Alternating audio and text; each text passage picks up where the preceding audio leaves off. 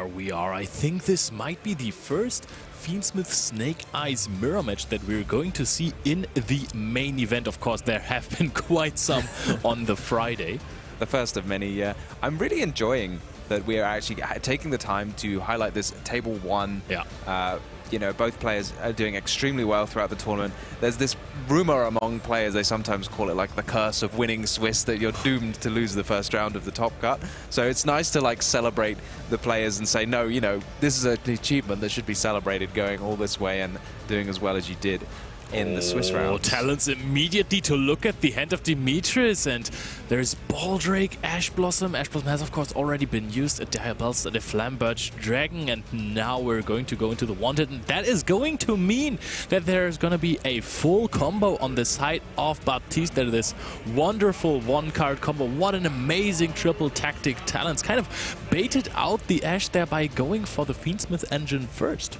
Yeah, and then the second Ash Blossom, not a great hand left for Dimitris. No, nothing to interrupt Baptiste, and he knows what to set up, he knows what to play around, and he knows he can go kind of as greedy as he likes with this combo. Yep. You were mentioning before that we should celebrate the winner of Swiss a little bit more, and actually there's also something to be gained as per the last few YCSs. The winner of Swiss gets an oversized card version of the prize card.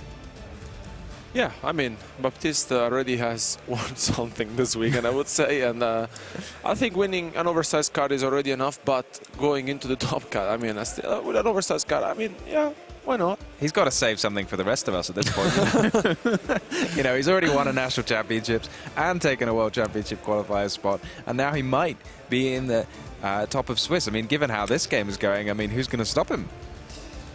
I'm going to be honest with you. Maybe this is not the European Championship. Maybe this is just Baptiste's tournament. Baptiste Championship. We have to rename this, yeah, Baptiste Championship. Incredible player with an incredible season. Also performing at a YCS. Had multiple deep runs in the last ones. I think there was one top 8 with there. Last Euros, he almost made it to Worlds as well. Yeah. He lost in top 8 there. Yeah. I mean, he's always there. Like, yeah. You've got to give it to players who just keep showing up and keep performing well. And Baptiste is going to show us why he has been doing so. He's also one of the newer generations of duelists, you know, that we have some veterans around here like Joshua Schmidt, who has been around for ages and has been talking about how he has, of course, 20 years of experience that help him in some situations. But there are also some duelists that haven't been around for just so long. Now we're already going to see. By the way, is Baptiste running the same engine as in the playoff? I think so, yes. I see a Nightmare Griffin in the extra deck. Yeah, I think maybe if he has changed something, there may be, but in general, like, I think he didn't change much from the Friday playoff deck lists. Yeah, I'm still playing the Zelantis though, which is, you know, something that we haven't seen quite often from our Fiendsmith Snake Eyes players, but, you know. I think this is going to be one of these Nightmare Griffin games, actually, where he's going to set up a skill drain from the main deck. One of the few players who actually chose to run it in the main deck. And, I mean, you can just link off your Flamberge Dragon if you know that your opponent is not going to throw a Nibiru, the Primal Being, at you. Yeah, I mean, it's so nice just being, you know, with the talents, just gives you the full go-ahead. Yeah. You can do whatever you want. You can sequence your plays in such a way to get the maximum value rather than having to leave things in particular zones to give you some insurance against Nibiru. Instead, we can just, yeah, play how we want to set up the optimal end field. That might involve a skill drain. I don't see why not. It doesn't seem like too much of extra effort to go into the skill drain. Yeah. I mean, the information that he just got as well is so incredibly important right here, because you know that your opponent is sitting on a Flamberge and Ash Blossom that is not going to do anything. Basically, there's only Black Witch as a play for your opponent, so I don't see which card Dimitris is waiting for to top deck it in the next turn that might swing this game around, especially if there is... I mean, to be honest, it just makes sense to wait this out to see if your opponent is playing something extra spicy. We might even get to a situation where Baptiste says, hey, maybe I don't even need to reveal the skill drain in my main deck yet. Yeah, I mean, it doesn't look like he's going to do that. I don't see how he's ever going to get to the Beatrice, so maybe he just doesn't need it.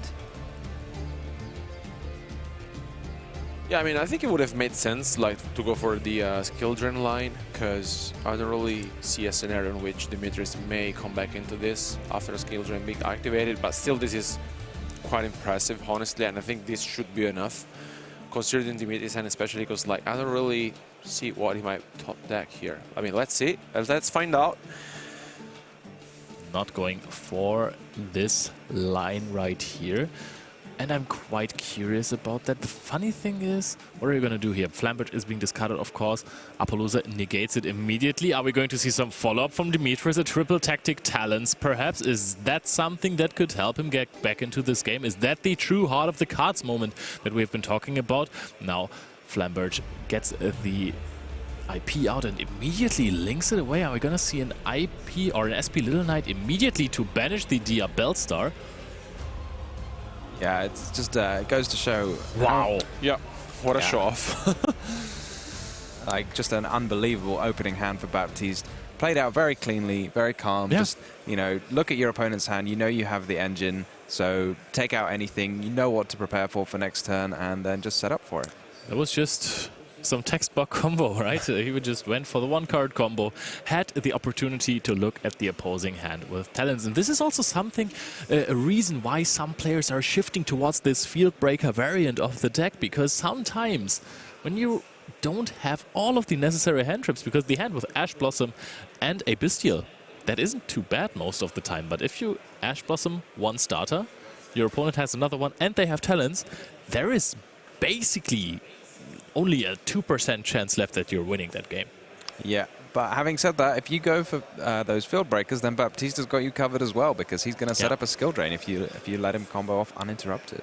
I think that is a pretty clean call by him to be made, to say, hey, I'm going to run the skill drain in the main deck, because even if I draw this card going second against some decks, this is still incredible. Like, there are decks like Fluwandry is not really that big of a topic, but also something like Ritual Beast might have problems against it. Actually, I don't think Ritual Beast has problems against it. They also have the Steeds. But you know what I mean. There are some decks that have problems with skill drain, right? Yeah, I mean, like, I think if you really feel like, you know, you just want to, you know, close your brain and just say, okay, just play skill drain and, you know, I don't really think about it. But I think, I mean, like, he has two kind of scenarios, right? One line, the one that we just witnessed, or with the Apollousa, and then if he really feels like he can go for the Griffin and set the skill drain, which I think makes a lot of sense. I mean, in general, I think it's very solid, and I mean, I think he has a chance to have only one loss, and I think it's one of the scariest player in the room today, to be honest. And yeah, I mean, Dimitris now, let's see if he can make the 12-0 record, which will be insane. And I mean, our players are pretty much done with their side deck, so I would say let's jump into game 2.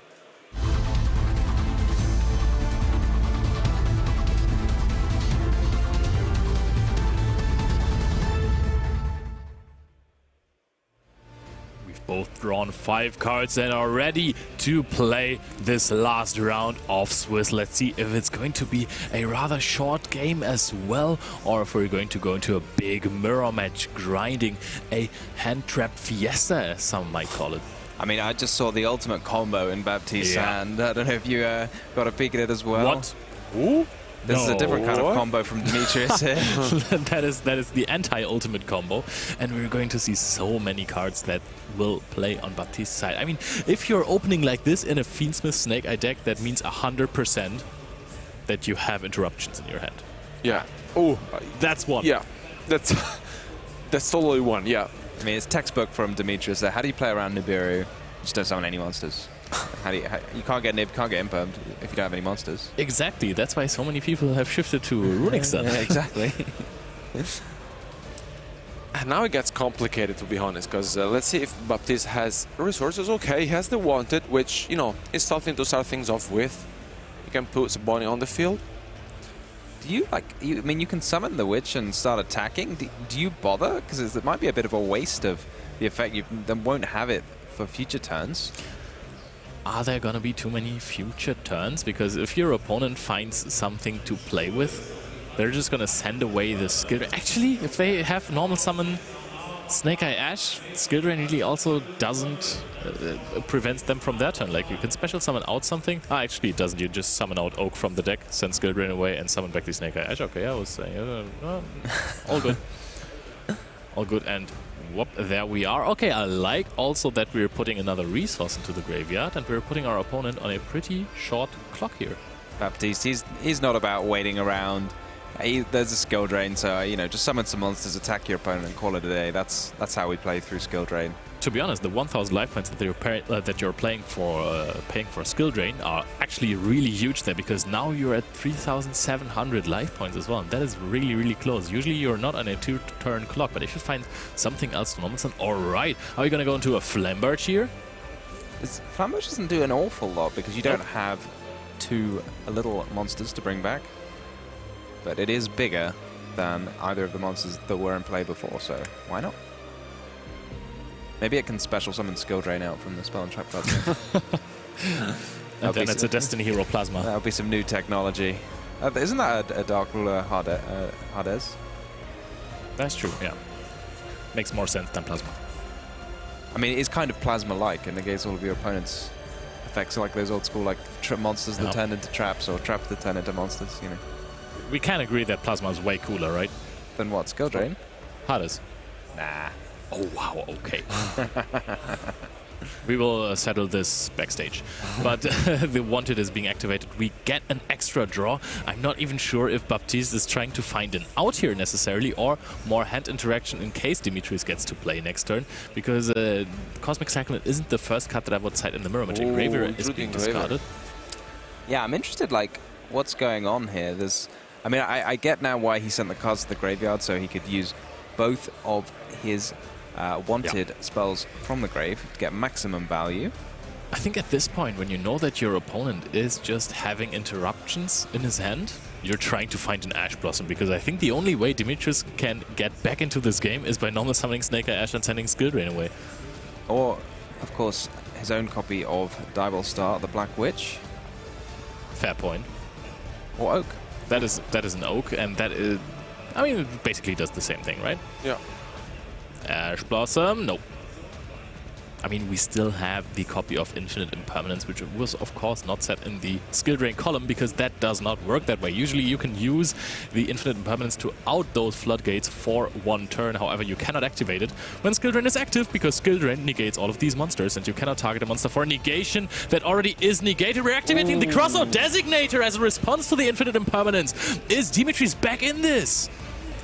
Yeah, I mean, are there any other cards for Baptiste to prevent his opponent from playing? We see a Nibiru in hand. Will the Nibiru do enough? I mean, most of the time we have seen that Nibiru actually does not do enough to stop entire turns on its own. And this is now looking very good for Dimitris, to be honest, if he does not misstep in his combo at any point. Skill Drain bought him a turn, and that was maybe enough.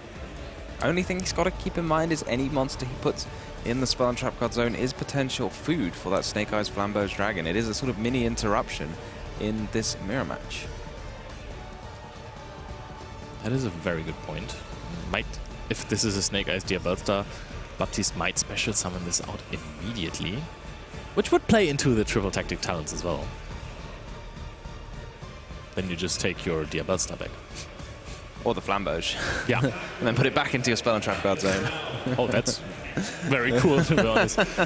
Although it's just been going everywhere. I think then it goes into the opponent's spell and trap card zone, right? Yeah. Does it? I don't even. Should be. I don't know. There's a triple tactic talents being activated by Dimitris. Wow. Yeah. And you can get rid of the Nibiru. The only copy, funnily enough, of triple tactic talents in Dimitris' deck. Yeah, I mean, if you say it, you need only one, I guess. This was a very, very nice bait. They're activating the temple, basically saying, hey, I am vulnerable here to your Flamberge interaction. Not happening though. Of course, both monsters are not summoned into the so-called Anima zone, so Anima is not having a target there. However, Poplar into the Spell Trap zone still works as material for Snake Eye Ash to be sent away. Are we going to see a Flambird here? I don't know why we wouldn't, because Snake Eye Oak is of course already in the graveyard. We have used it previously. Not the summon effect though. This one can still be activated when Flambird goes into the graveyard. We're sending back to the Spell Trap zone the Flambird of Baptiste, and now we're going to go into the moon of the closed heaven, and this is looking criminally good for Dimitris. I mean, yeah, here we go. No interruptions. Even more fun to combo off when your opponent's got fire monsters in their graveyard for you to take for free. Just gives you a few extra monsters as well. Yeah, he's got it absolutely in the driver's seat here. He's going to get to do everything that his heart desires. And I mean, this might be a situation where you could scoop immediately, basically, because you are... I think at this point you can trust your opponent that they're going to manage the one-turn win. Yeah, I mean, he's almost got 8,000 in play immediately, and I think just this one fusion summon should put more than 8,000 damage on the field. Given how much those... It's the biggest boost of like any field spell I can remember. Right? It's just insane how much bigger it makes all of your Snake Eye monsters. There's a lot of like... that should be game alone on the field right now. I think it is.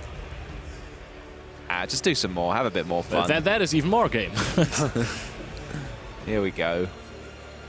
Yeah, and now Baptiste scoops it up, knowing, hey, I have no chance of winning this. The next battle phase is going to close it out immediately. And we're tied up 1-1. It did not look good for Dimitris, but he just needed that one start. He had the crossout designator plus the talents to answer all of the interruptions that Baptiste had coming for him. And now Baptiste is going to have the edge in starting again. This was very crucial for both of these duelists so far in this matchup. Yeah, I'm wondering if maybe he just had the Oak in his starting hand, but no other way to get a face-up card in play. So Skill Drain is technically a combo piece, if you think about it. It's like just a two-turn combo. You set it, and then it's just a way to get a face-up card on the field. That's all it was really doing. Which I think is even better in a deck like this, right? Because like in other decks, you just set it and stays there, I guess. This is like Dimension Shifter for the Ritual piece deck, you know? Exactly. Where you're using it as a combo piece, not to skip your opponent's turn, of course. It's just a combo piece, just you know? a combo piece, guys. Trust. No, this was absolutely crucial here. Stop the turn immediately. It was getting him to a short timer, though. Like, next turn, I don't think that he would have made it through another one. He had the Oak in hand, plus the Flambird on the field would have been 3,800 damage. Dimitris was sitting at 3,700, and therefore that would have been game. So it was about time that he did something. Yeah, I mean, very quick doing something as well. Coupling it up with the talent, such a powerful card that we've been seeing an awful lot of this weekend. Makes a lot of sense we're seeing an awful lot of this weekend because everyone is playing that very, very high hand trap count. Yeah. No, I mean, like, now Baptiste going first, I think he will have some adjustments at his deck. He's playing, as always, the cross-sack designators and the cold body grab. I think they will go in. And he also had the this card that we saw at the playoff, the one-off of the anti-spell fragrance, which, you know, brings some spice, I guess. Bring some fragrance, no less. And no, nevertheless, I think that, you know, sitting now and have your chance, you know, to advance with a record like this is very impressive and showing up, you know, that you can still do it after, you know, having achieved what you were here for. Yeah. Both of these duelists can remain calm, right? It's, they're locked in. Yeah, so I think that, you know, they're pretty much done, and let's find out if Dimitris will be able to went undefeated or if Baptiste will advance with an 11-0 record. Let's go into game 3.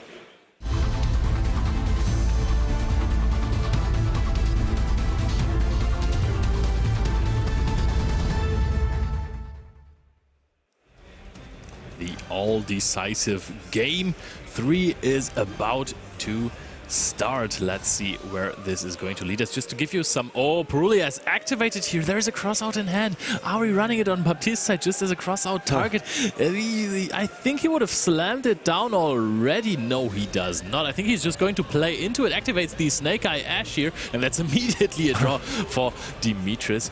I like where this is going. Are you trying to stop the Snake Eye Ash from happening? Nope. I think that we're just taking this card advantage and maybe baiting our opponent, quote unquote, into summoning a Poplar. Just to give you guys some more context to one of the bubble matches, if you're remembering Julian Evert from yesterday with the good old Gimmick Puppet deck, he's currently on the bubble X2 and he's playing against Vincenzo Orofino. Oh, wow. Vincenzo Orofino, I was talking to him before. Yesterday was true. And then he won them all. Wow. So it was like, yeah, I know, like, I didn't start things off very well. And then yesterday, at the end of day one, it was, yeah, I'm 7-2, still here. And I mean, impressive, honestly. I mean, like, they will have a chance. Yeah, I think the dice roll is really important, that one, because the deck that Vincenzo plays does not have a lot of hand traps, and if that Gimmick Puppet deck goes uninterrupted, that might be pretty big. But now we're talking about uninterrupted. I haven't seen an interruption from Dimitris so far. I mean, of course, you're not too happy to play into Perulia. However, that is not stopping your opponent's turn at all.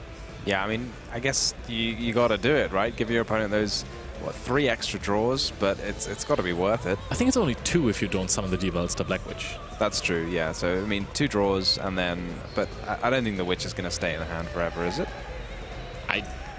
If my opponent doesn't interrupt me, I don't think that I would special summon it unless I have to. It's fair enough. I mean, the 1-card combo is just so powerful. Yeah, I mean, you make a valid point. He's got the Crossout Designator already, so maybe there's just no need.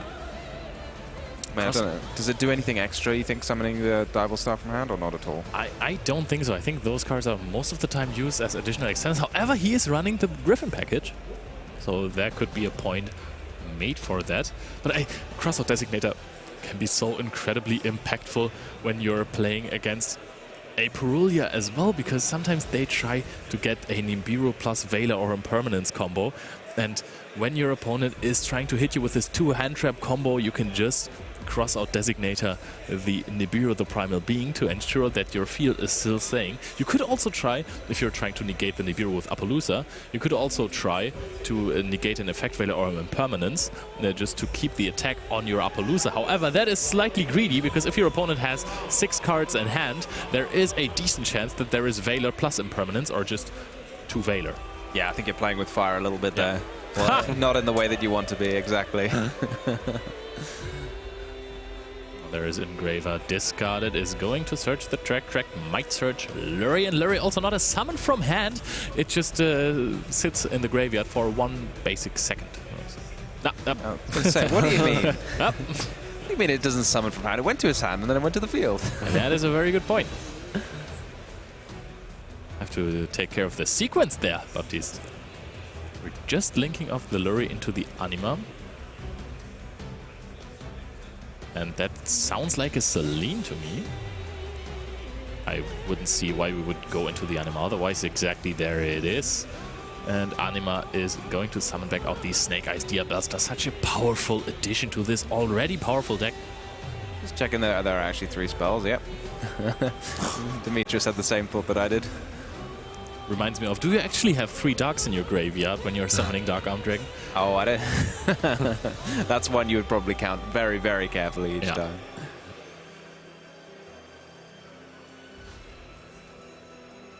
Wow, that is an interesting technology. Just from the depth of the Burning Abyss, Beatrice, the Lady of the Eternal, arises. Not even part of the Snake Eye archetype.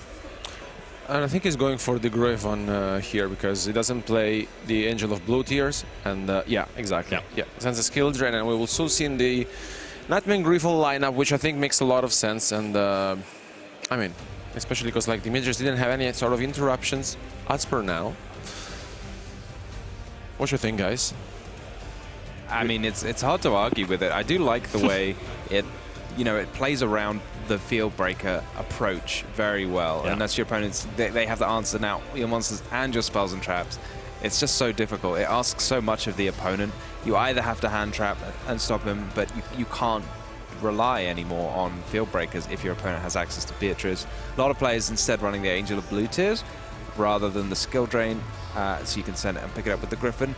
Personally, if it's a choice, I like having fewer cards in my main deck that I don't want to draw. So I'd rather just run the 1 skill drain, like Baptiste is doing, Downside is obviously it requires more cards from your extra deck, which again is at a premium as well. What do you reckon? It's a really difficult choice, because I think I like Angel of Blue Tears a bit more in theory. However, different dimension round also puts you in a problematic situation sometimes when it comes to your resources. So actually, if you can make Angel of Blue Tears happen, set a different dimension round, and have another monster on your field that is basically not doing anything for your field, so you don't have to link away your Flamberge, I like it more. Sure. The Griffin itself actually is also a little bit of a floodgate. I mean, people sometimes talk about it. It prevents monsters that aren't linked from activating their effects, which is not something that we see very often, like the being linked mechanics. I mean, it's kind of obvious when what co-linked monsters are. It's when you're a linked monster and you have an arrow pointing back and forth from another linked monster. But being linked just means that you're either a linked monster pointing to another monster, or you're a monster being pointed to by a linked monster. To be honest, in the beginning, some players, me and myself included, had problems understanding all of the different aspects of the link mechanic, and I don't know why. It is not that hard. It is really, really easy to understand, actually. Now, are we deciding not to summon an Appaloosa together with the Nightmare Griffin? We're going Zealantis. That is also an interesting strategy. Are we going to rearrange the field that the Griffin is not in an Anima Zone? Yeah, I like this now. The Griffin can't...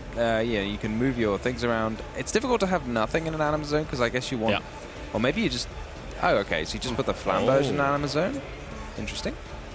Well, the Flamberge is linked now. Zealantis is also linked. You can still activate everything. Zealantis activation doesn't do anything anymore. That is a different issue. However, if you activate the IP Masquerena, you're going to get an SP Little Knight to the field, and that one is going to be co-linked with something. Yeah, then we're going to destroy 3 things. Yes, in the battle phase. Not just 2 with Zealantis, but 3.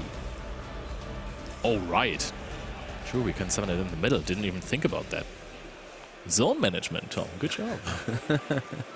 Unusual start by Dimitris here, starting with the track, searching for Engraver. Where Lurie? Probably already in his hand.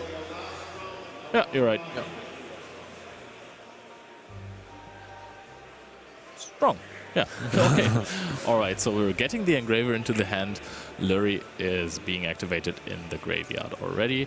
Now Flamberge is going to summon out the IP Masquerena. So Baptiste, no hesitation there. There's a Ghost Ogre coming down onto the IP Masquerena, and the question is now, do you even want to cross out Designated List? Do you even run the Ghost Ogre and Snow Rabbit?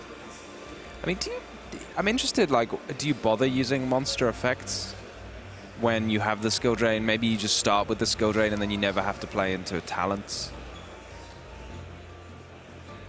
The thing is that Baptiste is playing the Ghost Ogre, but maybe he sided them out. I don't know. I think he might play one. Oh, and we immediately also forced the Promethean Princess. That's another layer of interruption that we haven't talked about yet. Summons it, of course, in the middle. Flamberge also triggers. The Oak is in the Spell and Trap Zone, so there is only 2 monsters that you can summon out here, which are going to be the Snake Eye Ash and the Poplar, the heart and soul of this Snake Eyes deck. You can only activate the one that's linked, right? So I don't think you can use that Ash. You can only use the Poplar. I'm going to contact the judges. Hey, running out of zones here. I mean, I guess if you'd non-co-linked the Promethean Princess, then you could have had both of your little fire monsters linked. Will Dimitris have an answer to this almighty skill drain?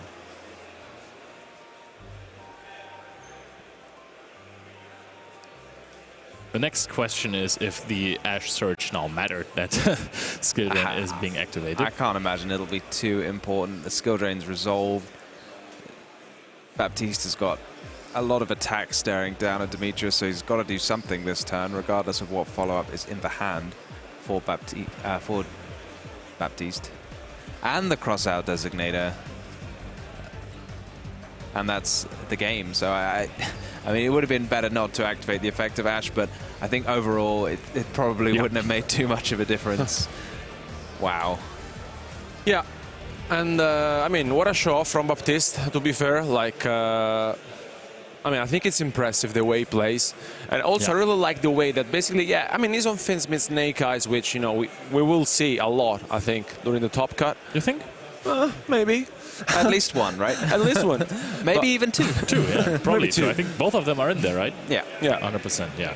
But I like the way, I mean, he changed the extra deck and the way he plays the deck, right? Because, I mean, going for the Zelantis line with the Gryphon and the skill drain, I think he may be the only player going for this line. I mean, not gonna lie, to be fair, you know. And I really like his approach. And considering already qualified and no pressure, imagine if he also comes first after Swiss, you know.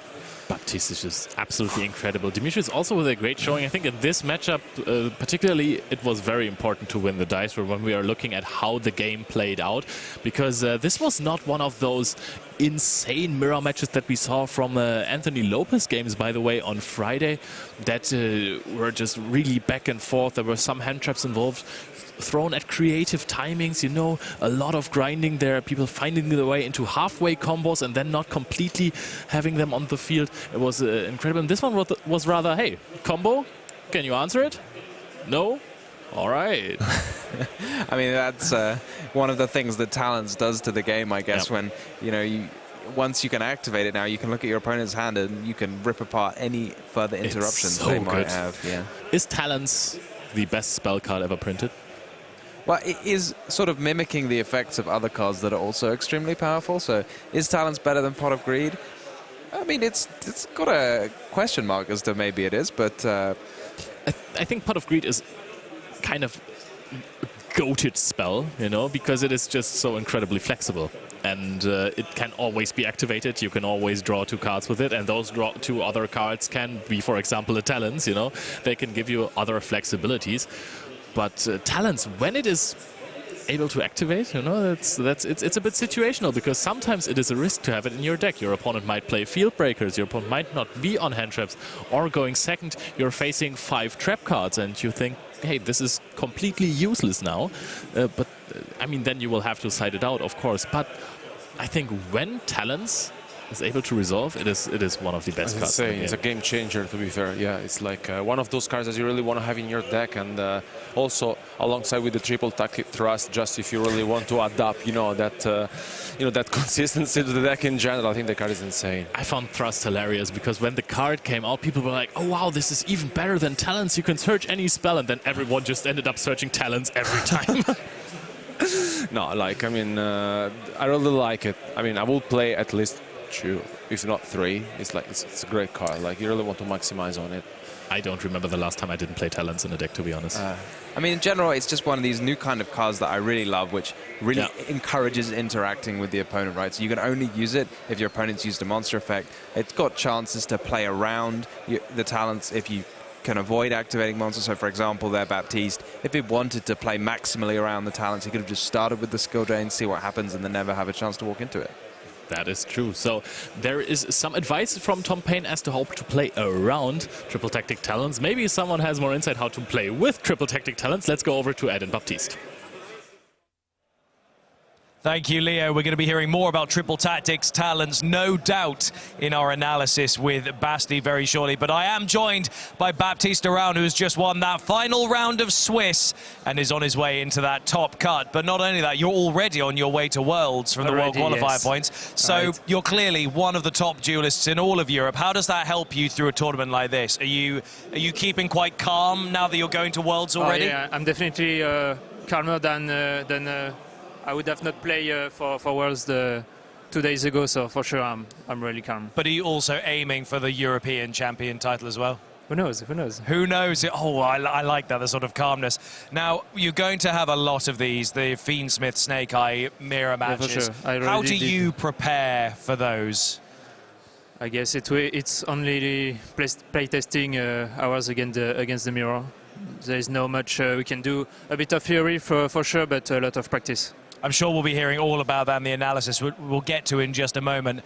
Is there anything in the top cut that you're fearing? Or at this point, because you've got that Worlds in the bag, are you pretty just happy with whatever comes?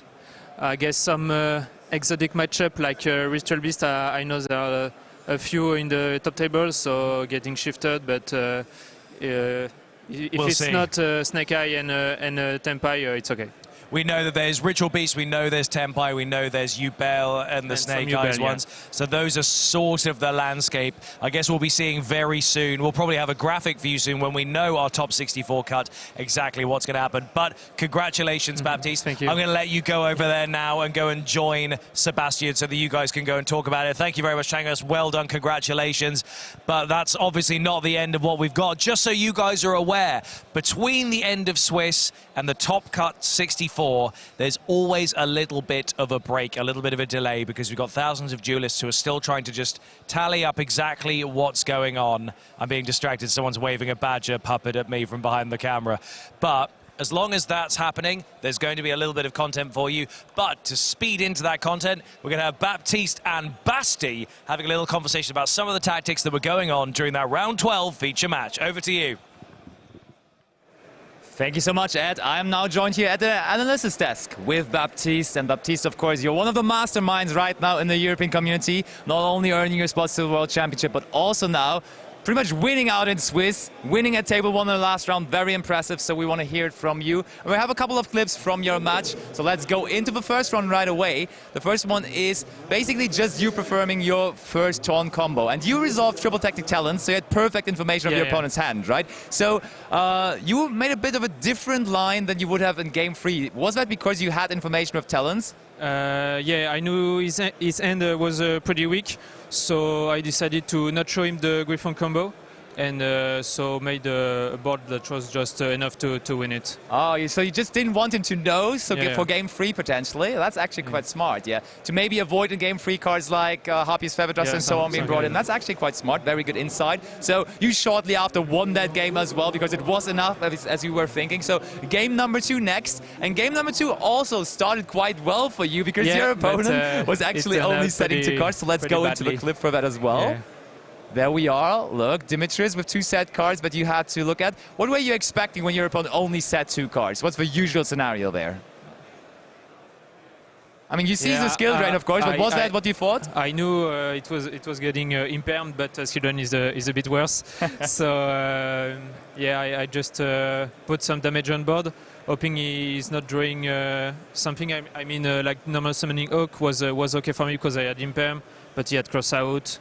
Yeah, which is actually already the second highlight we have. So into the second clip of that game is going to be the next turn. Did you consider maybe not committing into the skill drain? Because you could have kept the Dibelster Witch in hand, but you were going for the damage, trying to go for like a 2-turn clock kind of, right? Under skill drain, you have to put some pressure in case he's not drawing a starter. But I guess he had already Oak in hand. But I felt pretty safe with my Imperm if he was top decking.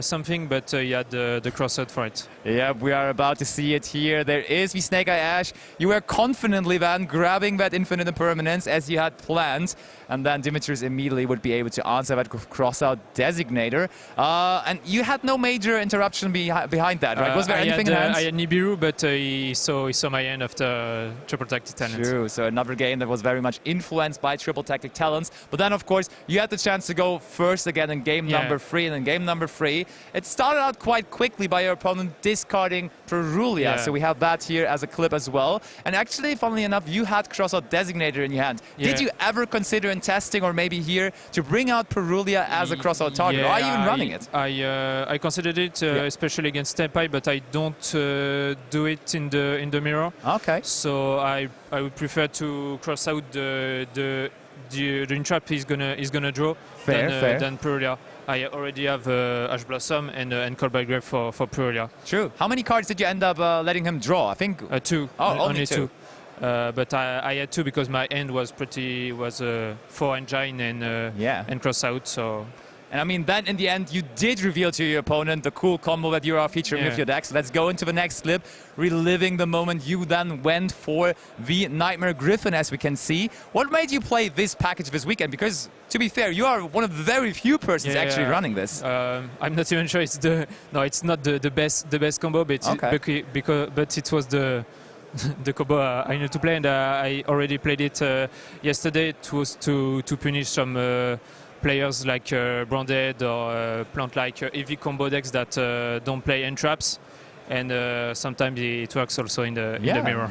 Yeah, I mean, that's fair. I mean, it worked out really well here. We see you setting the skill rate. And then even more interesting, because not only the Nightmare Griffin, how did you find space for all of that in your extra deck? Because in the next clip, we are going to see that you also are running the Raging Phoenix and the Zealantis. Yeah. More cards that other people are cutting, but you have that in your extra deck. How do you explain that? I had to cut few pieces that are essentials for some people, and understudied. I don't play Necro Creep or some ETA, but I chose Phoenix instead. So it was either ETA and Access Code or Raging and Zealantis, and I chose these big guys because to not end just Nightmare Griffon next monster zone. And I mean, also, that was quite cool because you could reorganize your field with the Nightmare Griffin there as well. And so, usually that Nightmare Griffin, the extra monster zone would be quite bad, right? To not give a zone to the opponent. Yeah, I mean, that was really cool. How many times did you actually perform the Raging Phoenix OTK this weekend? Because a lot of people are missing out on that chance. You kind of still have it. Do you use it often? It's easier for me to OTK than the usual list, so a couple of times. All right. So thank you so much for your insight, and of course, best of luck to you in the top cut, as you are of course now very much qualified for that after winning at table 1 in the last round of Swiss. So we're going to go back over to Ed for some more content with you.